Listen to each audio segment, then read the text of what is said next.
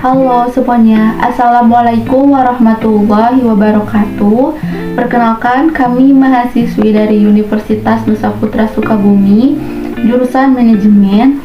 Di sini kami akan membawakan informasi-informasi menarik tentang materi yang ada dalam manajemen lintas budaya, yaitu tentang perbedaan-perbedaan budaya di negara-negara tertentu, guys.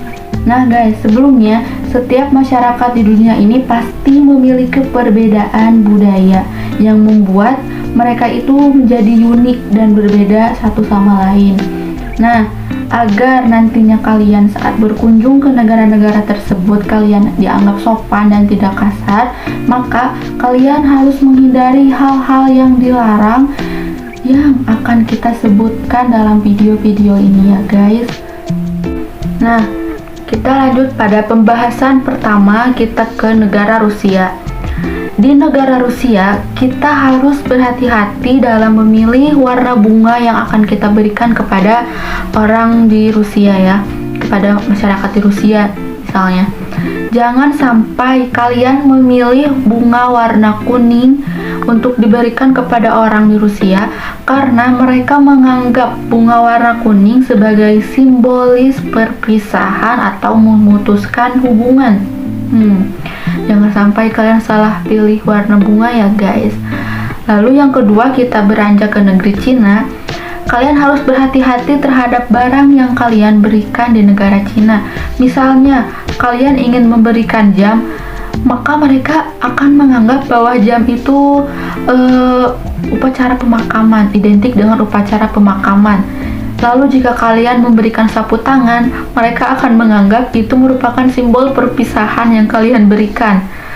Selanjutnya, di negara Mesir, hal yang paling dihindari adalah meminta garam saat makan.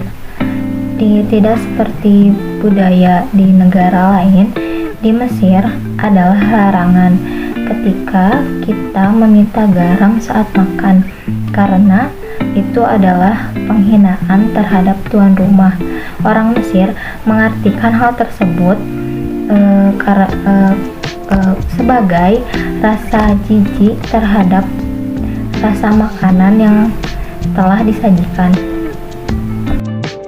Kemudian, budaya ketepatan waktu di berbagai negara.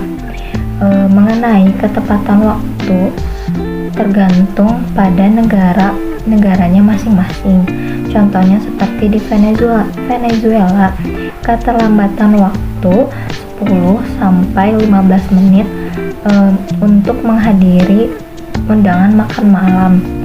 Karena jika datang lebih awal dianggap lebih bersemangat untuk makan atau serakah. Ada pula negara yang sangat disiplin, sangat tepat waktu, contohnya seperti Amerika Serikat, Jerman, Korea Selatan, dan Jepang. Lalu, jika kita berpergian ke Norwegia, kita harus memperhatikan table manner atau cara kita makan. Tidak seperti di Indonesia, di beberapa kebudayaan tidak memakai alat bantu makan masih dapat diterima. Berbeda dengan Norwegia, kita harus memakai alat makan seperti sendok, garpu, pisau, dan sumpit. Jika kita pergi ke Norwegia, pastikan kita bisa menggunakan peralatan makan tersebut. Selanjutnya, di negara Belanda dan Cina, kita tidak boleh memberikan hadiah berupa benda runcing atau tajam kepada kolega atau sahabat karena itu adalah larangan besar. Bagi orang Belanda, itu dianggap sebagai benda sial, dan bagi orang Tionghoa dianggap sebagai atau ingin memutuskan tali silaturahmi atau tali hubungan. Tahukah Anda adanya larangan mendentingkan gelas di negara Hungaria? Sudah hampir menjadi kebiasaan ketika berbagi minuman, terutama pada hari perayaan yang bersorak dan mendentingkan gelas. Tetapi tradisi ini dilarang di negara Hungaria. Berdasarkan sejarah, negara Hungaria kalah dengan kejam dengan negara Austria pada tahun 1849 dan menyaksikan para jenderal yang merayakan kemenangannya dengan meminum bir dan mendentingkan gelasnya. Dengan itu, negara Hungaria bersumpah untuk tidak mendentingkan gelasnya saat minum bir selama 150 tahun. Sumpah itu berakhir pada tahun 1999, tetapi mayoritas orang Hungaria melanjutkan tradisi budayanya tersebut. Budaya di Bolivia untuk membahas bisnis pada waktu yang sangat tidak tepat dianggap sangat tidak sopan. Tepatnya pada saat jamuan makan malam atau acara sosial.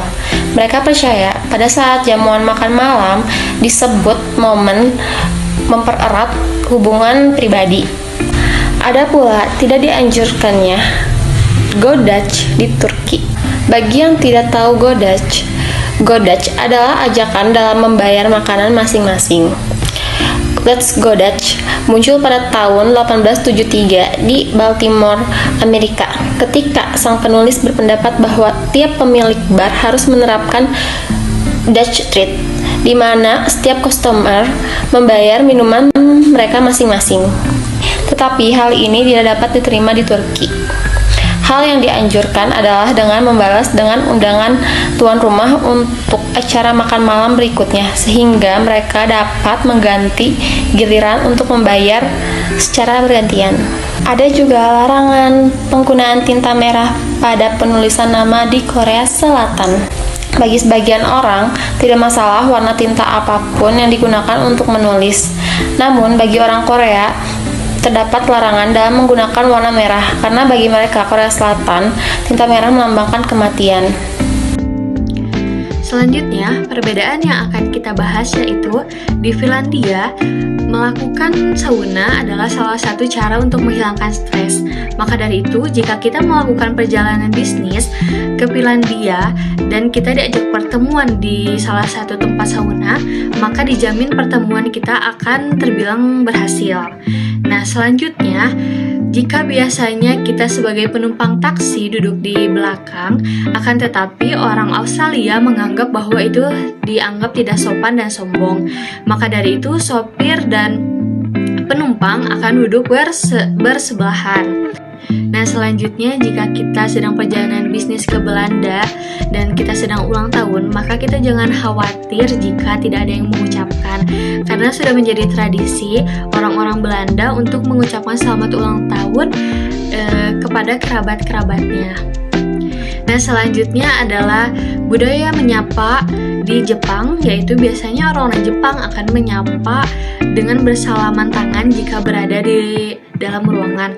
Akan tetapi jika di luar ruangan, orang Jepang akan membungkukkan badannya untuk menyapa orang-orang sesuai dengan usianya. Budaya selanjutnya adalah budaya peringatan kepada orang-orang yang memutuskan untuk tidak menikah di usia 25 tahun.